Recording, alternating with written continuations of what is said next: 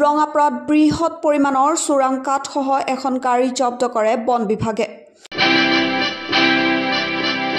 ৰঙাপাৰাৰ আমাৰীবাৰী মধ্যম আঞ্চলিক বন কাৰ্যালয়ৰ বন কৰ্মীসকলে চোৰাং কাঠ কঢ়িয়াই অনা গাড়ীখন জব্দ কৰে।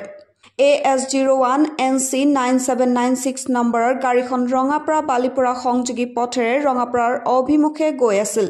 ঠিক তেনে সময়ত আমৰিবাৰীত থকা ৰেলৱে লেভেল ক্ৰছিঙৰ গেটখন পৰি থকাত হঠাৎ গাড়ীখন ৰৈ যাবলগীয়া হয়। ইফালে বনৰীয়া হাতী খেদি কাৰ্যালয়লৈ ঘূৰি অহা বন কৰ্মীসকলৰ গাড়ীখনৰ ওপৰত সন্দেহ উপজা তালাচী চলোৱাৰ পাছত উৰহি গছৰ ওলাই পৰে। বন কৰ্মীৰ দলটোক প্ৰত্যক্ষ কৰি পথৰ ওপৰতে গাড়ীখন এৰি চালকজন পলায়ন কৰে। ভালুকপুঙৰ পৰা কঢ়িয়াই অনা চোৰাং কাঠখিনিৰ মূল্য প্ৰায় ৩ লাখ টকা হ'ব বুলি বন বিভাগৰ সূত্ৰত প্ৰকাশ।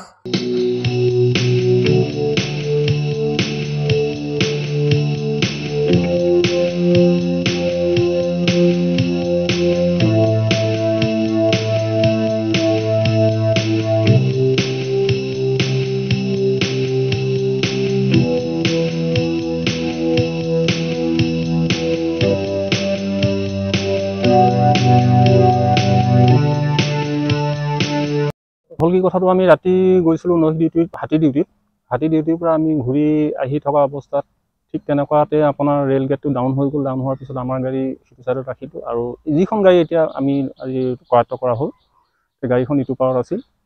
আমাৰ দুজন আহি খোজকাঢ়ি নামি আহি পাৰ হৈ আহিছিল। পাৰ হৈ আহি দেখা পোৱা গ'ল যে গাড়ীখনত মানে কাঠৰ দৰে কিবা বস্তু ত্ৰিপালখন মানে ওলাই আছিল এনেকুৱা ফাঁকত আমি চাওঁতে দেখিছে কাঠ আছে বুলি যেতিয়া ক'লে আমাৰ গোটেই পাৰ্টিটো আহিল। নামি আহি চাই যে হয়, তেতিয়ালৈকে ড্ৰাইভাৰটো নামি পলাই দিয়াৰ পিছততো উপায় নাই। তাতে আমাৰ ড্ৰাইভাৰক মাতি লৈ গ'লোঁ। মাতি নি পেলাই আমি গাড়ীখন তাতে ঘূৰাই আনি ইয়াত আমি সুমিয়াই দিয়া হ'ল। সময়ত এতিয়া আপোনাৰ ধৰক 4:30-5টা বাজিছে। অনুমানিকটো আপোনাৰ 3ৰ ওপৰতে যাব। News desk, news wide Assam.